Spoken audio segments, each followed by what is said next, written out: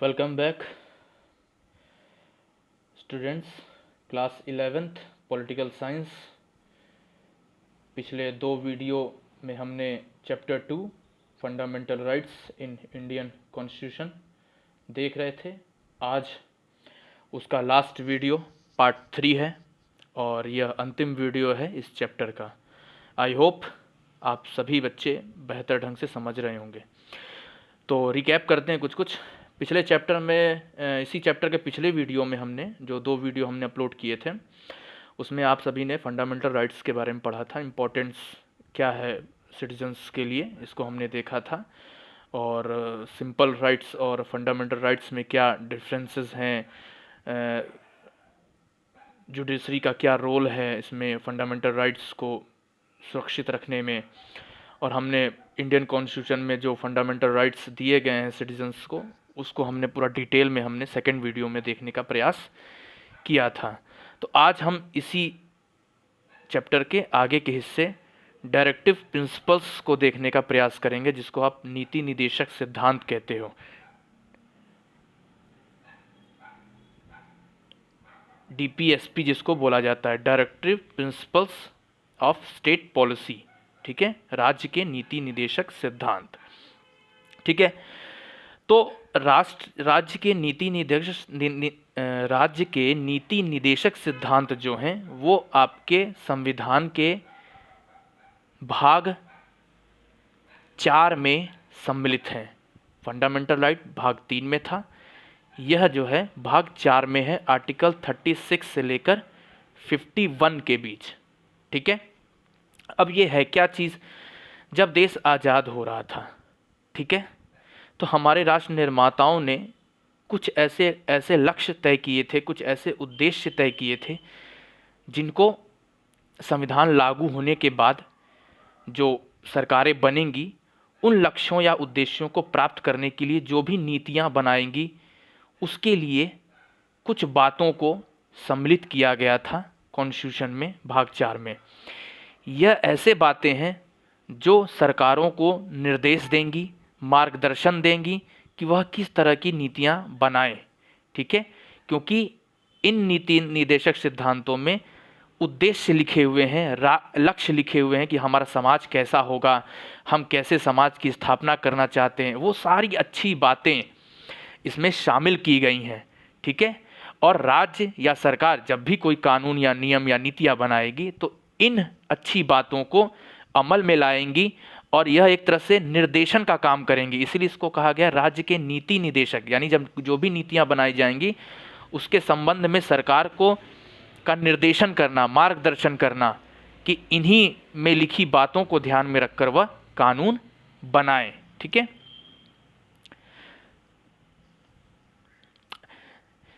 जब स्वतंत्रता हमने प्राप्त की तो उस समय राष्ट्र निर्माताओं को यह पता था कि समाज में लोगों के बीच समानता लाना और सबका भलाई करना एक चुनौतीपूर्ण काम है।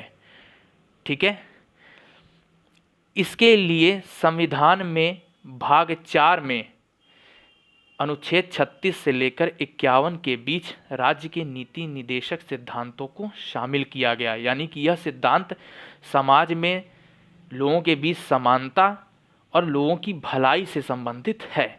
ठीक है, इस सिद्धांतों को यह भी ध्यान दिया गया कि यह सिद्धांत जो आने वाली सरकारें होंगी, जो चुनकर सरकारें बनेंगी, उनके लिए बाध्य नहीं किया गया, अर्थात उन पर छोड़ दिया गया कि वह प्रयास करेंगे। उनके लिए बाध्य नहीं रखा गया कि आप इन बातों को या नीति निदेशक सिद्धांतों में जो बातें लिखी गई उसको लागू ही करें आप तुरंत।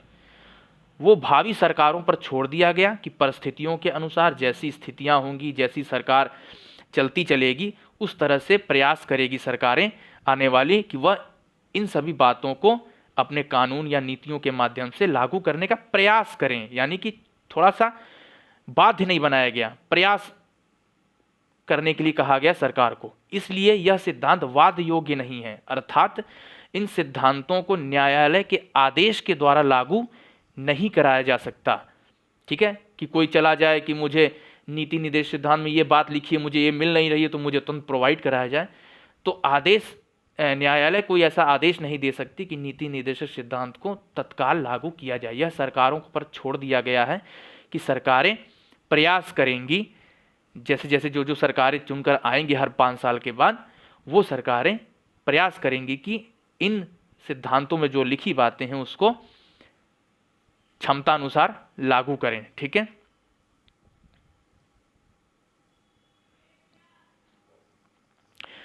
तो राष्ट्र निर्माताओं का मानना था कि इन सिद्धांतों के पीछे कुछ नैतिक बल होंगे जो सरकार को बाध्य करेंगी कि राज्य कोई भी नीतियां या कानून या कोई भी कार्यक्रम लागू करे तो नीति निर्देशक सिद्धांतों को ध्यान में रखे। यानी इसके पीछे एक नैतिक बल है, कानूनी बल नहीं है। न्यायालय द्वारा इसको लागू नहीं कराया जा सकता, बल्कि एक नैतिक बल, क्योंकि इसमें सारी अच्छी बातें हैं, भलाई की बातें हैं, समाज के सभ्य बनाने की बातें हैं, सभी को समानता, सभी के भलाई, सभी को आर्थिक रूप से मजबूत करने की बातें हैं। और जो भी खराब चीज़ें हैं जैसे मद्यपान, स्त्रियों के ऊपर जो अत्याचार या इस तरह की जो बुराइयां, उसको समाप्त करने की बात कही गई है इन नीति निर्देशक सिद्धांतों में। तो जाहिर सी बात एक नैतिक बल है, कोई भी सरकार होगी तो बेहतर कार्य करेगी, कोई भी नीतियां बनाएगी तो अच्छे ही काम करेगी, कुछ ऐसे काम तो नहीं कर सकती जिससे समाज में असंतोष फैले या अत्याचार फैले। तो एक तरह से यह सिद्धांत जो हैं नीति निर्देशक, ये एक तरह से सरकार के ऊपर एक नैतिक बल डालते हैं और यह उम्मीद रखते हैं कि सरकार जो भी नीतियां बनाएगी, कार्यक्रम बनाएगी, वह इन नीति निर्देशक सिद्धांतों को ध्यान में रखकर ही बनाएगी। और कहीं ना कहीं जो नागरिक हैं वह भी क्या है, अपनी राजनीतिक सहभागिता के माध्यम से या अपने मूल अधिकारों के माध्यम से वह कहीं ना कहीं सरकार के ऊपर दबाव बनाएंगे कि सरकार उनके बेहतर के लिए काम करे, अर्थात नागरिकों के बेहतरी के लिए, समाज के बेहतरी के लिए काम करे।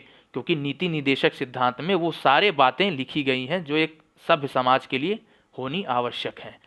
तो एक तरह से नीति निर्देशक सिद्धांत जो है वो एक पूरे देश का एक भावी लक्ष्य है कि हम कोई भी सरकार गठित कर रहे हैं, या हम 1947 में आज़ाद हुए, 1950 में हमारा कॉन्स्टिट्यूशन लागू हुआ, हम एक लोकतंत्र को बना रहे हैं, तो आखिर उद्देश्य क्या है ये सब करने का? यानी कि समाज में असमानता है उसको ख़त्म करना, लोगों को अधिकार प्रोवाइड करना, लोगों को पूरी को सभ्य बनाना, उनके आर्थिक, सामाजिक, सांस्कृतिक, राजनीतिक जीवन को बेहतर बनाना, समाज में व्याप्त अपराध, बुराइयां, गंदगी, उनको समाप्त करना। तो एक तरह से यही तो लक्ष्य होता है किसी भी काम को करने का। तो वो सारे लक्ष्य इस नीति निर्देशक सिद्धांतों में शामिल किए गए हैं। अभी आप देखेंगे। तो नेक्स्ट पॉइंट क्या है, नीति निर्देशक सिद्धांत या तत्व क्या हैं। ठीक है, तो इसमें प्रमुख रूप से 3 बातें शामिल हैं। ठीक है, पहली बात है वे लक्ष्य या वे उद्देश्य जो एक देश के लिए समाज के रूप में स्वीकार करने हैं। यानी वे लक्ष्य हैं, वे उद्देश्य हैं जो एक सभ्य समाज के रूप में ज़रूरी हैं। यानी समाज को सभ्य बनाने के लिए, बेहतर बनाने के लिए, अच्छा बनाने के लिए जो भी लक्ष्य या उद्देश्य निर्धारित हो सकते हैं, वो सारे लक्ष्य या निर्धारित इस नीति निर्देशक सिद्धांत में शामिल हैं। दूसरा क्या है, दूसरा इन सिद्धांतों में कुछ अधिकार हैं जो नागरिकों को मिलने चाहिए, लेकिन वो मौलिक अधिकार के रूप में नहीं है, लेकिन फिर भी उनको मिलने चाहिए। इसलिए ये ऐसे अधिकार हैं जो मौलिक अधिकार नहीं है, लेकिन फिर भी नागरिकों को मिलने चाहिए। अगर मौलिक अधिकार बना दिए जाते तो फिर तो वाद योग हो जाता, फिर तो न्यायालय में आप जबरदस्ती लागू करवा सकते थे, क्योंकि फंडामेंटल राइट तो हर हालत में मिलने होते हैं। इसीलिए इनको फंडामेंटल राइट से अलग माना गया है, ये भी अधिकार हैं। ठीक है, लेकिन इसके लिए नागरिक अदालत में नहीं जा सकता, लेकिन फिर भी मिलने चाहिए। एक सभ्य समाज के होने के नाते, एक मनुष्य होने के नाते, नागरिक होने के नाते ये अधिकार भी मिलने चाहिए। ठीक है, लेकिन यह अधिकार प्रोवाइड कराने की सरकार प्रयास करेगी, नागरिक अदालत नहीं जा सकते। तीसरा क्या है, ठीक है, इसमें कुछ नीतियां भी हैं कि सरकार को किस तरह की जब पॉलिसी बनानी है तो इन बातों को शामिल करना है जो उसमें लिखे गए हैं, या कुछ इस बातें इसमें ऐसी लिखी गई हैं जिसको ख़त्म करने की बात है, तो उससे संबंध में सरकार को नीतियां बनानी है। तो यानी ये वो नीतियां हैं, वे नियम हैं जिसको सरकार को मानना होता है अपने नीतियाँ बनाते समय, कानून बनाते समय, जैसे मद्यपान का अंत करना, तो सरकार ऐसा कानून बनाएगी जिससे मदिरा, मद्यपान, इस तरह की जो ड्रग्स तस्करी, ये सब चीज़ें समाप्त हो सकें। महिलाओं को सुरक्षा व सम्मान प्राप्त कराना, ये नीति निर्देशक सिद्धांत में लिखा गया है। तो सरकार ऐसे नीतियां बनाएगी कि महिलाओं को सुरक्षा व सम्मान की गारंटी दी जा सके। ठीक है। अंतर्राष्ट्रीय शांति व सुरक्षा स्थापित करना, तो सरकार ऐसा नियम कानून बनाएगी जिससे देश के अंदर भी शांति हो और पूरे विश्व में भी शांति का माहौल बन सके, ऐसी व्यवस्था स्थापित करेगी। ठीक है। तो इस तरह की बातें हैं। इस सिद्धांत को अगर हम देखें तो आप क्या देख रहे हैं कि देश की कल्पना का आभास हो रहा होगा कि एक देश अपने भविष्य को लेकर क्या कल्पना कर रहा है कि वह देश कैसा होगा, विकसित होगा, मजबूत होगा, लोग सशक्त होंगे, शिक्षित होंगे, महिलाएं सुरक्षित होंगे, बच्चों को अच्छा शिक्षा मिलेगी, लोगों को रोजगार मिलेगा। तो एक तरह से ये सारी जो बातें हैं जो एक देश कल्पना के रूप में करता है अपने लिए, वह सारी बातें इसमें शामिल हैं। और आप देखोगे कि समय समय पर जो सरकारें हैं 1950 के बाद जैसे जैसे सरकारें बनी हैं, उन्होंने नीति निर्देशक सिद्धांतों को लागू करने का प्रयास भी किया है। जैसे फॉर एग्जाम्पल जमींदारी उन्मूलन कानून, बैंकों का राष्ट्रीयकरण, कई फैक्ट्री अधिनियम बनाए गए, न्यूनतम मजदूरी का निर्धारण किया गया, कुटीर व लघु उद्योगों को प्रोत्साहन के संबंध में कानून बनाए गए, अनुसूचित जाति, अनुसूचित जनजाति और पिछड़े वर्गों के लिए नियम कानून बनाए गए, बहुत सारे एक्ट बनाए गए, आरक्षण भी इसी का एक उदाहरण है। ठीक है। तो आप देख रहे हो इसके साथ साथ और भी सरकारों ने और भी प्रयास किए, बहुत कठोर प्रयास किए हैं। जैसे और उसे संवैधानिक दर्जा भी प्रदान किया गया है। और कुछ ऐसे नीति निर्देशक सिद्धांत थे जिनको फंडामेंटल राइट में भी शामिल किया गया। आप देखेंगे जैसे शिक्षा का अधिकार, 6 से 14 वर्ष के बच्चों के लिए शिक्षा का अधिकार पहले नीति निर्देशक सिद्धांत था, फंडामेंटल राइट नहीं था। उसको 2002 में फंडामेंटल राइट में शामिल कर लिया गया आर्टिकल 21A में। ठीक है। और आप दूसरा देखो,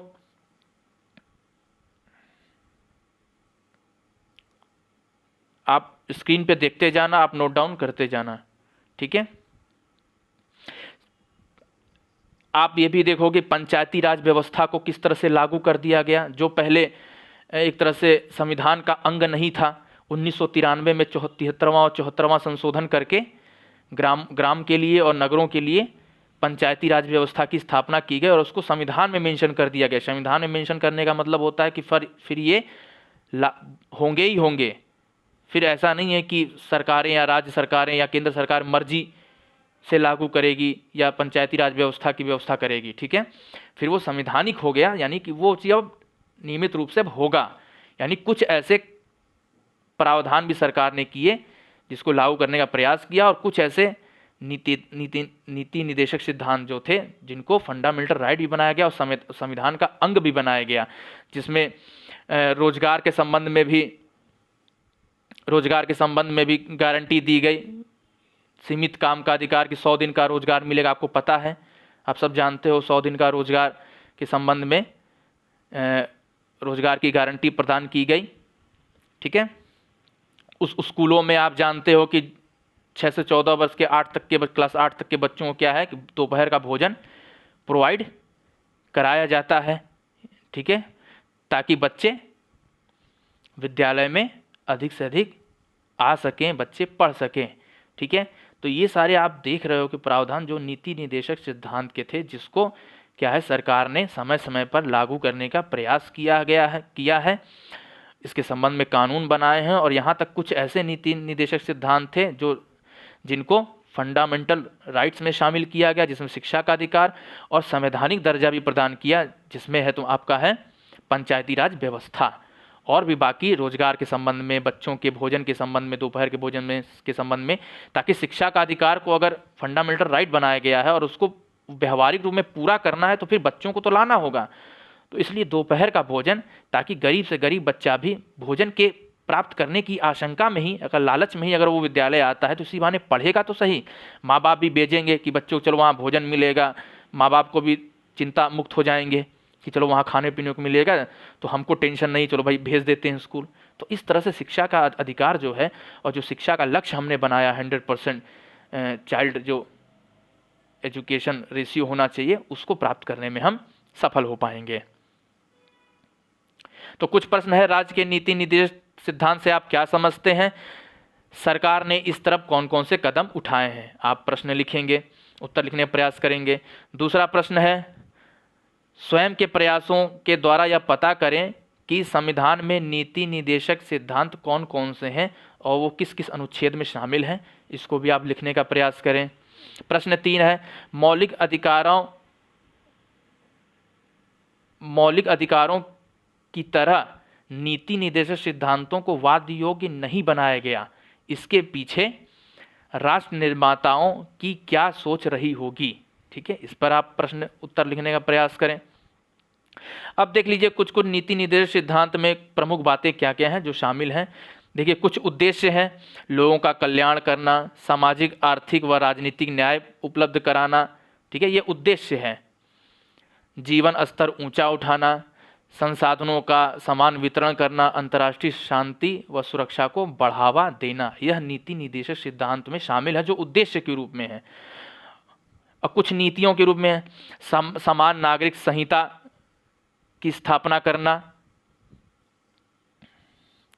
मद्यपान निषेध करना, घरेलू उद्योगों को बढ़ावा करना, उपयोगी पशुओं के मारने पर प्रतिबंध लगाना, ग्राम पंचायतों को प्रोत्साहन, ठीक है। तो ये कुछ पॉलिसीज़ हैं जो गवर्नमेंट बनाने का निर्देश दिया गया है कि वह प्रयास करेंगे कि इन मुद्दों पर नीतियां बनाएं। मद्यपान निषेध, ठीक है, समान नागरिक संहिता, पंचायती राज को प्रोत्साहन, घरेलू उद्योगों को बढ़ावा, तो इन सब मुद्दों पर नियम कानून बनाएं और बहुत सारे नियम कानून बने भी हैं। और कुछ ऐसे इसमें कुछ इस सिद्धांतों में कुछ ऐसे अधिकार भी हैं जो नागरिकों को दिए जाते हैं, लेकिन वह वाद योग्य नहीं है। यह सरकार पर छोड़ दिया गया है कि सरकार इसको प्रयास करेगी लोगों को प्रोवाइड कराने के लिए, ठीक है। जिसमें देखिए, पर्याप्त जीवन यापन का अधिकार, महिलाओं व पुरुषों को समान काम के लिए समान मजदूरी प्राप्त कराना, ठीक है। आर्थिक शोषण के विरुद्ध काम का अधिकार, 6 वर्ष से कम के बच्चे के लिए बाल्यावस्था शिक्षा व उसके भरण पोषण का अधिकार, ठीक है। तो इस तरह के कुछ अधिकार ऐसे हैं जो लोगों को मिलने चाहिए कि महिलाओं पुरुषों को मिलना चाहिए। अगर समान काम कर रही हैं तो उनको समान वेतन मिले, काम का अधिकार मिले, उनको रोजगार मिले, ठीक है। 6 वर्ष से नीचे के बच्चों का भरण पोषण हो सके, उस बच्चे को अधिकार होना चाहिए।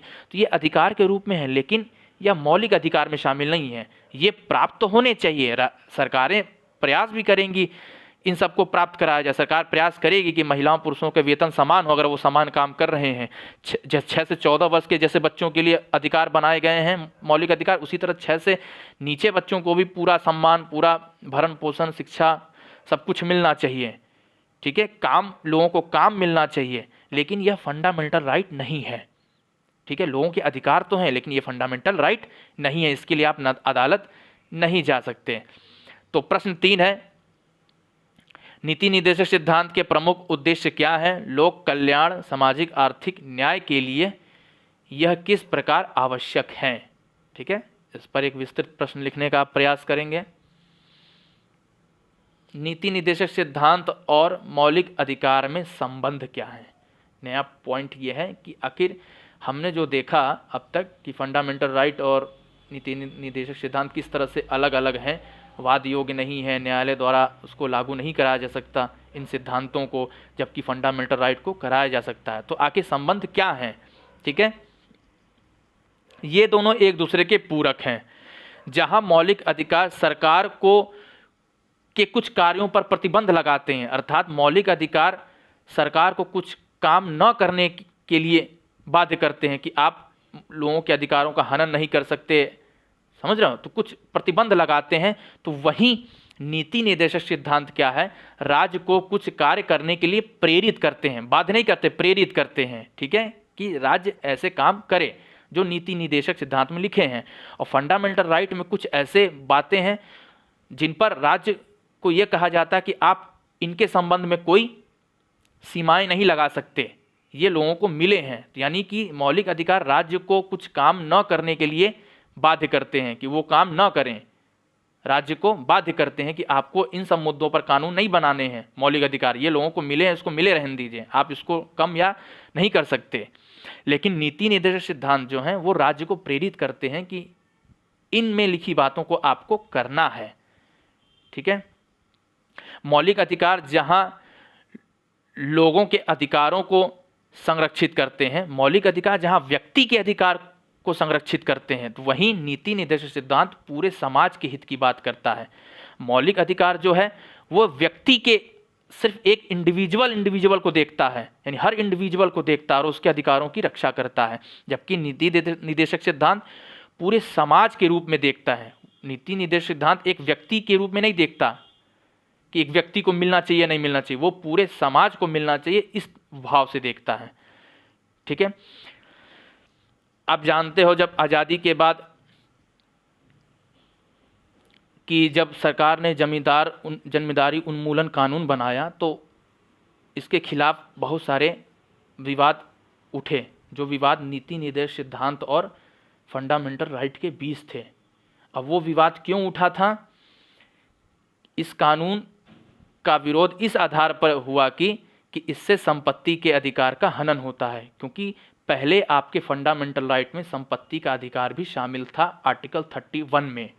ठीक है, तो जब जमींदार उन्मूलन कानून में यह किया गया कि जो भी एक सीमा तय कर दी गई कि जैसे आप जानते हो कि आज़ादी से पहले बहुत बड़े बड़े जमींदारी व्यवस्था अंग्रेजों ने अपनाई थी, तो बहुत सारा जमींदार वर्ग तैयार हो चुका था हमारे देश में, जिनके पास 500 एकड़ पूरा एक जिला बराबर ज़मीनें थीं। ठीक है, जो एक सामंत के रूप में, जमींदार के रूप में टैक्स वगैरह वसूलते थे अंग्रेजों के समय में। तो जब आज़ादी के बाद भी ये सब चीज़ें बनी हुई थी, तो फिर समानता कैसे लाई जा सकती थी? फिर जो संसाधन है उसका समान वितरण कैसे हो पाता? कुछ लोग गरीब, कुछ लोगों के पास 1000 एकड़ जमीन, ऐसे तो असमानता हुई। तो सरकार ने कुछ नियम बना दिए कि जमींदार जो है, जो जमींदारी प्रथा उसको ख़त्म कर दिया गया जो अंग्रेजों के समय में चलाई गई थी, और कुछ सीमाएं तय कर दी गई कि इतने एकड़ से अधिक ज़मीन कोई नहीं रख सकता। यानी कि इस सीमा से अगर अधिक जिसके पास ज़मीन है वो सारी ज़मीन सरकार अधिग्रहण कर लेगी। तो एक तरह से संपत्ति के अधिकार का हनन हो गया। तो इस कानून को लेकर, इस आधार पर कि संपत्ति के अधिकार का हनन कर रहा है यह कानून, जमींदारी उन्मूलन कानून, तो काफ़ी टकराव देखने को मिलता है। लेकिन सरकार का मानना था कि व्यक्तिगत हित से ऊपर समाज हित ज़्यादा सर्वोपरि है, क्योंकि अगर सरकार को सड़क बनानी है, रेल बिछानी है, कोई सार्वजनिक भवन का निर्माण करना है, हॉस्पिटल का निर्माण करना है, विद्यालय का निर्माण करना है, तो फिर उसके लिए ज़मीन चाहिए सरकार को। तो सारी ज़मीनें जब संपत्ति के अधिकार में आप शामिल कर दोगे तो फिर सरकार कैसे, फिर कहाँ बनाएगी, रेल कहाँ बिछाएगी, सड़कें कहाँ बनाएगी? आखिर ज़मीन तो वहीं है। तो सरकार को समाज हित में रेलगाड़ी बिछाने के लिए, रेल पटरियां बिछाने के लिए, विद्यालय स्थापित करने के लिए, सरकारी विद्यालय, हॉस्पिटल स्थापित करने के लिए, और भी तमाम सुविधाएं जो सरकारी सुविधाएं जो आप देखते हो, भवन निर्माण कुछ भी देखते हो, तो इन सब व्यवस्था के लिए सरकार को ज़मीन तो चाहिए होगी। तो ज़मीन तो लोगों से ही लेनी पड़ेगी भाई। सारी संपत्ति तो सरकार के पास नहीं, जो संपत्ति सरकार के पास, मान लो कोई रेलगाड़ी बिछानी है, वो रेलगाड़ी जिस रूट से गुजर रही है, तो हो सकता है बीच में किसी की ज़मीन पड़ जाए, क्या करेंगे? तो वहाँ से कैसे रेलगाड़ी गुजरेगी? फिर पटरियाँ कैसे गुजरेंगी? तो उसके लिए जब पटरियाँ 200 किलोमीटर पटरियाँ बिछ रही हैं, तो फिर रास्ते में बहुतों की ज़मीन आ जाती है, बहुतों का घर आ जाता है, बहुत मंदिर आ जाते हैं, बहुत बड़ी इमारतें भी आ जाती हैं। तो उसका अधिग्रहण करना पड़ता है सरकार को, ताकि पटरियाँ, एक भाई पटरी तो सीधी लाइन में बिछेगी तो उनको बिछा सके। सड़क तो बनाने के रास्ते में बहुत सारे लोगों के ज़मीन भी आ सकते हैं, बहुत कुछ आ सकते हैं, तो उनसे लेना पड़ेगा तभी तो सड़कें बिछ पाएंगी, नहीं तो ऐसे कैसे बिछ पाएंगी? तो सरकार ने यह बोला कि व्यक्तिगत हित से ऊपर समाज हित ज़्यादा महत्वपूर्ण है। इस आधार पर क्या है, संपत्ति का अधिकार या मौलिक अधिकारों को बाधित किया जा सकता है। ठीक है, और इसके लिए संविधान में संशोधन किया गया, और सरकार की मान्यता थी कि इसलिए नीति निदेशक सिद्धांतों को लागू करने के लिए मौलिक अधिकारों को थोड़ा बहुत प्रतिबंध लगाया जा सकता है। और इसके पीछे यह धारणा थी कि लोक कल्याण महत्वपूर्ण है और लोक कल्याण के मार्ग में जो व्यक्तिगत अधिकार जो हैं, मौलिक अधिकार जो हैं, वो बाधक बन रहे हैं। अर्थात व्यक्ति से ऊपर समाज बड़ा है। यानी एक व्यक्ति का अगर हनन हो रहा है और उसके बदले 1000 व्यक्ति को लाभ हो रहा है, तो 1000 व्यक्ति के हित को प्राथमिकता दी जानी चाहिए। तो इस आधार पर नीति निदेशक सिद्धांत क्या है, पूरे समाज के हित की बात कर रहे हैं। तो इसलिए नीति निदेशक सिद्धांत को लागू करने के लिए, चूंकि संविधान में कहा भी गया है कि सरकार प्रयास करे, भाई जब संविधान में कहा गया है कि सरकार नीति निदेशक सिद्धांतों को लागू करने का प्रयास करे, अब जब प्रयास कर रही है तो उसके बीच में अगर मौलिक अधिकार आ रहा है तो फिर प्रतिबंध तो लगाना पड़ेगा ना। मतलब आप प्रयास भी करिए और फिर प्रयास करने में अगर मौलिक अधिकार बाधक बन रहे हैं तो उसको भी समाप्त ना करिए, तो फिर कैसे काम चल पाएगा। तो प्रयास करने के प्रयास में अगर सरकार को प्रयास करना है, सरकार को लागू करने का आदेश दिया गया है संविधान द्वारा, संविधान में कहा गया है, तो फिर अगर सरकार कह रही है अगर मूल अधिकार को हमें थोड़ा बहुत बाधित करना पड़े, रोकना पड़े, तो फिर वो करना चाहिए। लेकिन वहीं दूसरी तरफ न्यायालय की मान्यता थी कि मौलिक अधिकार इतने पावन और इतने महत्वपूर्ण हैं कि इन्हें नीति निदेशक सिद्धांतों को लागू कराने के लिए भी मौलिक अधिकारों पर प्रतिबंध नहीं लगाया जा सकता, क्योंकि ये मौलिक अधिकार ज़्यादा महत्वपूर्ण और पावन है। यानी कि न्यायालय कहीं ना कहीं मौलिक अधिकारों पर जोर दे रही थी और नीति निदेशक सिद्धांत को लागू करने के लिए अगर मौलिक अधिकार पर प्रतिबंध लग रहे हैं तो न्यायालय उसको मान्यता नहीं दे रही थी। ठीक है, तो दूसरा विवाद अब देखो क्या था। दूसरा विवाद यह उठा था कि संसद संविधान के किसी भी हिस्से में संशोधन कर सकती है। ठीक है, क्योंकि सरकार के पास यह समस्या थी कि नीति निदेशक सिद्धांत को लागू करने के लिए उनको फंडामेंटल राइट में कुछ चेंज करने पड़ते, क्योंकि फंडामेंटल राइट तो कॉन्स्टिट्यूशन में लिखा हुआ है और फंडामेंटल राइट को प्रतिबंधित करने के लिए, सीमाएं लगाने के लिए आपको संविधान में संशोधन करना पड़ेगा।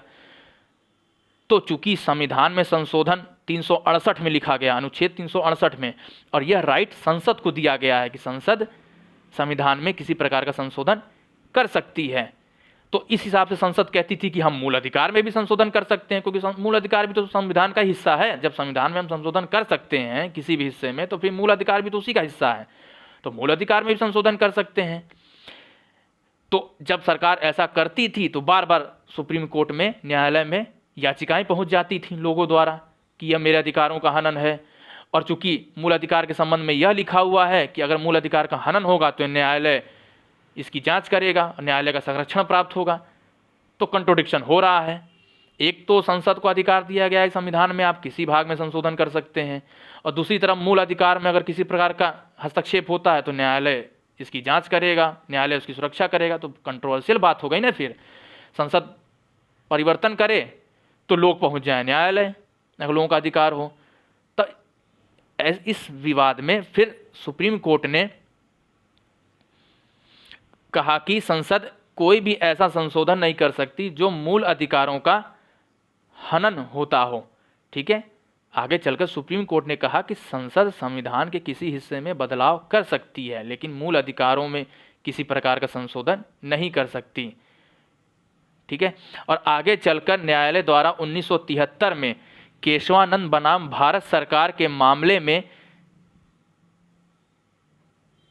इस विवाद के संबंध में फैसला दिया गया। 1973 में केशवानंद बनाम भारत सरकार के मामले में एक फैसला दिया गया जिसके साथ यह विवाद समाप्त हुआ। ठीक है, न्यायालय ने कहा कि संविधान में कुछ ऐसे विचार हैं जो संविधान का मूल ढांचा है, यानी कि फंडामेंटल स्ट्रक्चर, एक थ्योरी जनरेट की मूल ढांचे के सिद्धांत का, कि संविधान में कुछ ऐसी बातें हैं, कुछ ऐसे विचार हैं जो संविधान की मूल आत्मा है या मूल ढांचा है। तो संसद संविधान में के किसी भी प्रावधान में परिवर्तन कर सकती है, लेकिन उन मूल ढांचों में बदलाव नहीं कर सकती। अर्थात संविधान का जो उद्देश्य है, जो लक्ष्य है, संविधान क्या बनाना चाहता है देश को, ठीक है, कुछ उसकी मूल भावनाएं हैं। यानी संविधान लोकतंत्र की बात करता है, तो तो सरकारें लोकतंत्र को खत्म करके राजतंत्र नहीं स्थापित कर सकती, क्योंकि लोकतंत्र मूल ढांचा हो गया।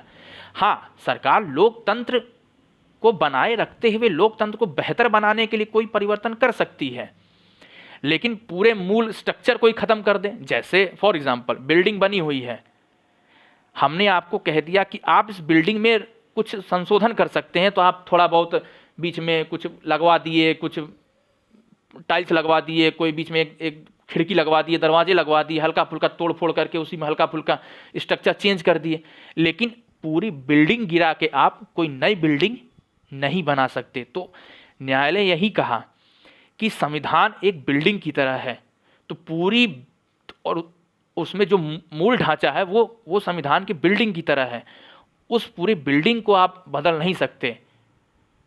ठीक है, आप उस बिल्डिंग में रहकर, उस संविधान में रहकर, उस मूल ढांचे में रहकर आप संशोधन कर सकते हैं, ठीक है, बेहतरी के लिए और उसको बढ़िया बनाने के लिए, लेकिन उसको आप नष्ट नहीं कर सकते, खत्म नहीं कर सकते। तो अब आप पूछेंगे मूल ढांचे में कौन कौन सी बातें हैं, तो मूल ढांचे में जैसे लोकतंत्र, कि देश लोकतांत्रिक सरकार होगी, ये मूल ढांचा है। धर्मनिरपेक्ष, देश धर्मनिरपेक्ष होगा, यानी किसी धर्म को, राज्य का कोई धर्म नहीं होगा, राज्य किसी धर्म को विशेष सुविधा या विशेष झुकाव नहीं दिखाएगा, किसी धर्म के प्रति समान धर्म, सभी को समान नज़र से देखेगा राज्य, सभी धर्मों को, और सभी धर्मों को समान रूप से प्रचार प्रसार करने का अधिकार होगा, तो इसको धर्मनिरपेक्ष बोलते हैं। तो ये भावना मूल ढांचा है। न्यायिक पुनरावलोकन, यानी कि न्यायालय के पास किसी भी कानून की जांच करने का अधिकार होगा, या न्यायालय अपनी ही फैसले की पुनर्व्याख्या या पुनर्जांच कर सकता है, यह संविधान की मूल ढांचा है। ठीक है, तो इस तरह से मौलिक अधिकार संविधान का मूल ढांचा है। तो कुछ कुछ ऐसी बातें हैं जो संविधान का मूल आधार है, मूल स्ट्रक्चर, नींव है, जिस पर पूरी शासन व्यवस्था टिकी है। तो उसमें बदलाव नहीं हो सकता। ऊपर की बिल्डिंग में हल्का फुल्का रिन्यूअल कर सकते हैं, थोड़ा बहुत चेंज कर सकते हैं, जो संविधान को और बेहतर बनाए, जो उस प्रावधान में और बेहतरी लाए, इस तरह का बदलाव कर सकते हैं। कोई नकारात्मक बदलाव नहीं कर सकते जिससे मूल ढांचा खराब हो, जिससे संविधान का लक्ष्य या उद्देश्य खराब हो। ठीक है,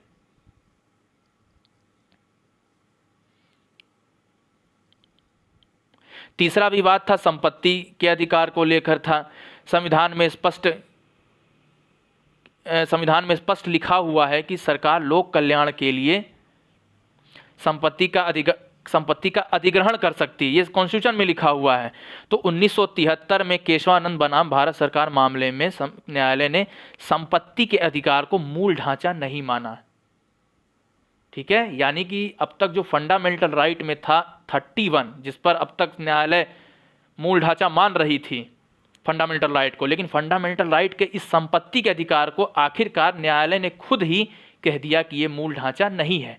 तो इसका मतलब सरकार को अब छूट हो गई कि अब संपत्ति के अधिकार को वो बदल सकती है, यहाँ तक फंडामेंटल राइट से हटा भी सकती है। तो इसीलिए जनता पार्टी की सरकार ने 1978 में 44वां संशोधन किया संविधान में, और संपत्ति के अधिकार को आर्टिकल 31 से हटाकर कानूनी अधिकार बना दिया गया, और संविधान के आर्टिकल 300A या 300 क में एक कानूनी सामान्य कानून के रूप में स्थापित कर दिया कि अब सरकार को यह आज़ादी मिल गई कि सरकार लोकहित के लिए, सड़क बनाने के लिए, रेल बिछाने के लिए, कोई भी विद्यालय बनाने के लिए, कोई भी सार्वजनिक सुविधाओं से संबंधित किसी भी कार्यक्रम को लागू करने के लिए अगर सरकार को जमीन का अधिग्रहण करना हो तो वह लोगों से जमीन का अधिग्रहण कर सकती है। यह अधिकार है सरकार को, लेकिन ऐसा नहीं है कि छीन सकती है।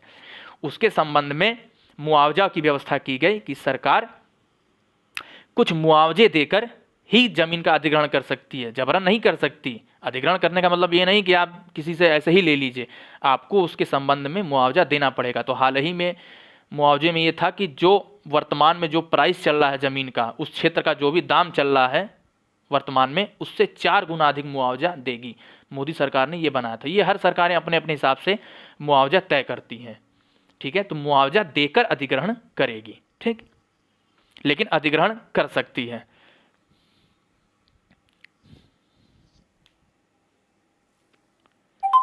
आप देख सकते हैं दूसरे पेज में, मैंने पेज ऊपर नहीं किया था तो आप लोग नहीं समझ पाए होंगे। आप फिर से पेज को पूरा अच्छे से, दूसरा पेज मैंने कर दिया ऊपर, आप उसको अच्छे से नोट डाउन कर लें, देखते चलें, पॉज करके अब अच्छे से समझ लें। प्रश्न 4 है, मौलिक अधिकार और नीति निर्देशक सिद्धांत में क्या संबंध है? इनके बीच उठे टकरावों को न्यायालय ने किस प्रकार समाधान किया या हल किया, आप बताएं। ठीक है, अब लास्ट टॉपिक है मूल कर्तव्य के बारे में है। ठीक है, छोटी सी बात है। संविधान के भाग 4 क में मूल अधिकार को शामिल किया गया है। मूल संविधान जब 1950 में संविधान बना था तो उस संविधान में मूल कर्तव्य का जिक्र नहीं था, परंतु 42वां संशोधन किया गया और रूस के संविधान से मूल कर्तव्य को लेकर अपने भारतीय संविधान में शामिल किया गया। आप जानते हो कि भारत की संविधान में जो भी बातें हैं वो किसी न किसी देश के संविधान से ली गई हैं। ठीक है, अंबेडकर साहब ने 60 से अधिक संविधानों का अध्ययन किया था और उस अध्ययन के बाद से हर संविधान से कुछ ना कुछ अच्छी अच्छी बातें लेकर अपने संविधान में शामिल किया गया है। तो मूल कर्तव्य को क्या है, रूस के संविधान से लिया गया है, 42वां संशोधन किया गया और भाग 4 क जोड़ा गया, संशोधन करके भाग 4 क जोड़ा गया, जिसके अंतर्गत इन मूल कर्तव्यों को शामिल किया गया। ठीक है, इसमें कुल इस समय 11 मूल कर्तव्य हैं।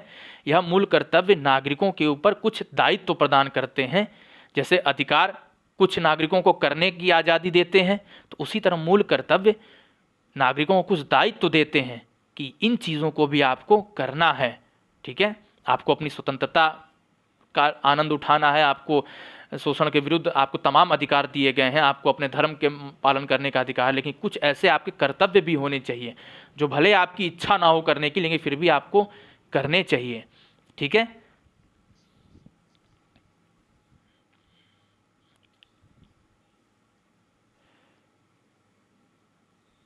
वर्तमान में कुल 11 कर्तव्य हैं। 2002 में 86वां संशोधन करके 11वां कर्तव्य जोड़ा गया था, पहले 10 थे। ठीक है, जिसमें अभिभावकों को अपने 6 से 14 वर्ष के बच्चों को उचित शिक्षा दीक्षा देने के लिए बात कही गई है कि अभिभावक जो हैं प्रयास करें कि 6 से 14 वर्ष के जो उनके बच्चे हैं उनको शिक्षा दीक्षा मिल सके। और चूंकि इसको फंडामेंटल राइट भी दे बना दिया गया, तो सरकार का भी दायित्व है प्लस अभिभावकों का भी दायित्व है। तो इसमें आप देखिएगा 11 मूल कर्तव्य क्या क्या हैं, आप इसको खोजने का प्रयास करेंगे। वैसे कुछ मैं बता देता हूं, जिसमें पहला मूल कर्तव्य है कि प्रत्येक नागरिक राष्ट्रगीत, राष्ट्रध्वज या राष्ट्रगान का सम्मान करेगा। ठीक है, प्रत्येक नागरिक को जो राष्ट्रीय आंदोलन की विरासत है, जो हमने स्ट्रगल किया, उस विरासत को अपने दिल में संजोए रखेगा, उसके प्रति आदर भाव रखेगा। प्रत्येक नागरिक को अगर देश के लिए आह्वान किया जाता है कि देश की सुरक्षा या एकता अखंडता के लिए अगर नागरिकों का आह्वान किया जाता है कि आप आइए और देश के लिए अपने कर्तव्यों का निर्वहन कीजिए, तो ये नागरिकों को ये बोला गया है कि आपका ये दायित्व है कि आपको ये करना चाहिए। ठीक है, इसी में यह भी बात कही गई है कि प्रत्येक नागरिक समाज में समरसता फैलाने का प्रयास करेगा, यानी कि किसी प्रकार का वैमनस्यता, दंगे नहीं होने, समरसता होनी चाहिए। स्त्रियों के प्रति सम्मान का भाव रखना चाहिए, ऐसी बात नागरिकों को कही गई है। और यहाँ तक कि प्रकृति के लिए भी इस मूल कर्तव्य में कहा गया है कि नदी, पहाड़, झील, झरनों, पशु पक्षी, पेड़ पौधे, इन सबके प्रति प्रत्येक नागरिक दया का भाव रखें और इसे संरक्षित करें। ठीक है, और यहाँ तक कि नागरिकों को यह भी कहा गया है कि प्रत्येक नागरिक वैज्ञानिक दृष्टिकोण और तार्किक दृष्टिकोण अपनाएं, न कि अंधविश्वास और इस तरह के रूढ़िवादी या पूर्वाग्रह इस तरह के चीज़ों को प्रश्रय दें, बल्कि वैज्ञानिक दृष्टिकोण अपनाएं। किसी भी चीज़ को मानने के प्रति तार्किक, उसके पीछे तार्किक सोच होनी चाहिए। ठीक है, और देश के विकास में अपना सहयोग दे। ठीक है, इस तरह की बातें हमारे मूल कर्तव्य में कही गई हैं।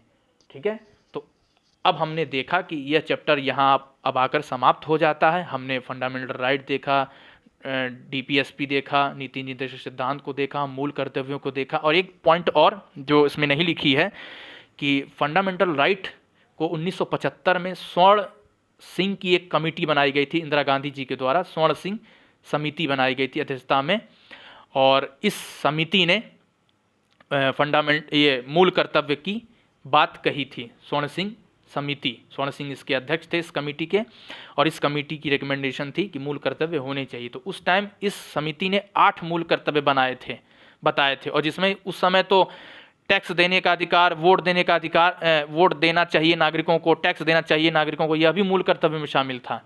लेकिन अंततोगत्वा इन दोनों बिंदुओं को शामिल नहीं किया गया, टैक्स देना और वोट देना, और आखिरकार चल के 10 मूल कर्तव्य शामिल किए गए थे जो मैंने बताए, और 2002 में इसकी संख्या 11 हो गई। ठीक है, तो इस हिसाब से यह अध्याय यहाँ समाप्त होता है। आपको उम्मीद है कि आप बेहतर ढंग से इसको समझे होंगे। धन्यवाद।